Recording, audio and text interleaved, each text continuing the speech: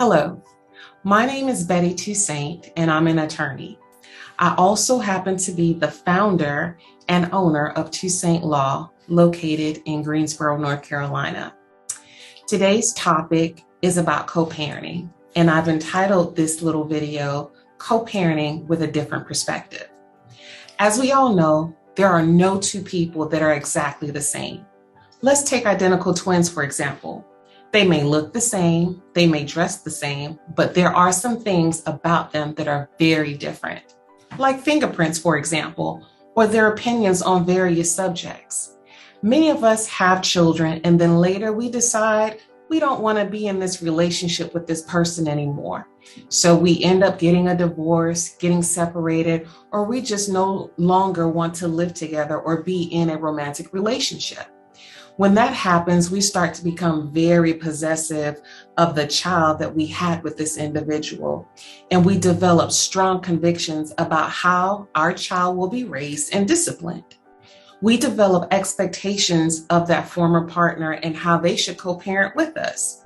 We automatically, some of us, expect them to fall in line with our ideas, agendas, and belief systems.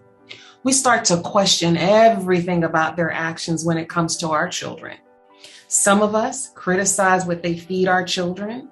Some condemn how they dress our children. You may argue with your partner over bedtime routines and schedules. Some of you all may be experiencing being criticized about the amount of money that you spend on gifts that you get your child or the type of gifts that you choose to give your child.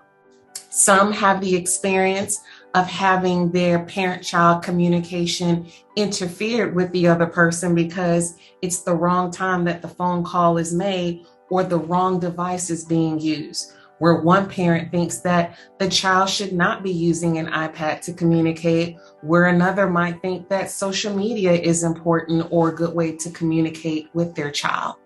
Whatever it is, when you co-parent, you find that there are very different styles and personalities when it comes to raising our children. We think, some of us, that you should discipline like I do. For instance, you might believe that discipline should only consist of time out or talking to a child, where another parent might believe that a good old spanking has never hurt anybody. We believe that they should value time and money like we do. We are of the opinion that our moral standard should be the standard that guides their parenting behaviors when our children are in the care or are in their care or presence. We forget that our children have two parents with two distinct backgrounds, different family of origin, diverse values, different experiences, and different parenting styles. I'm from the old school, with some new age twists. When I tell my kids to do something, I expect them to do it first and then ask questions later. I also believe in time out. However, my husband's approach to getting our children to do what he wants is to persuade them with promises of gifts, treats, and screen time on his phone or the TV. I loathe that approach at times because I don't think I should reward you for doing something that you're supposed to do. However, sometimes his approach works and other times it's a fail and vice versa. A mistake that we as parents make when we co-parent with another person is that we view different as wrong. Our way is the right way and only way. And as a result, we attempt to exert control over the other parent's right to raise their child. In America, parents have a constitutional right to raise their children, whether you like it or not. Co-parenting must include giving your partner in parenting the freedom to be the parent that they envision or desire to be.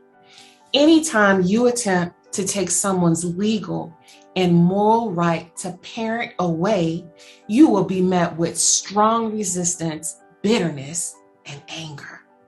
Co-parenting is about cherishing and respecting the rights and desires of each parent to train, discipline, and love their children in his or her own unique style and way.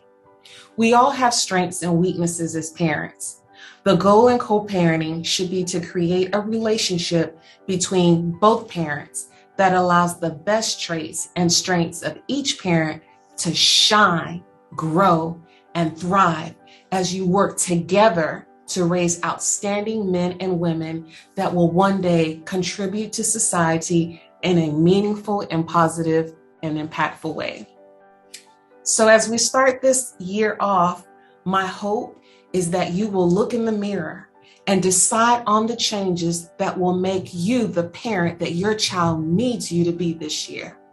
When we model for our children respect and love when dealing with the other parent, it influences their character and their admiration and respect for you.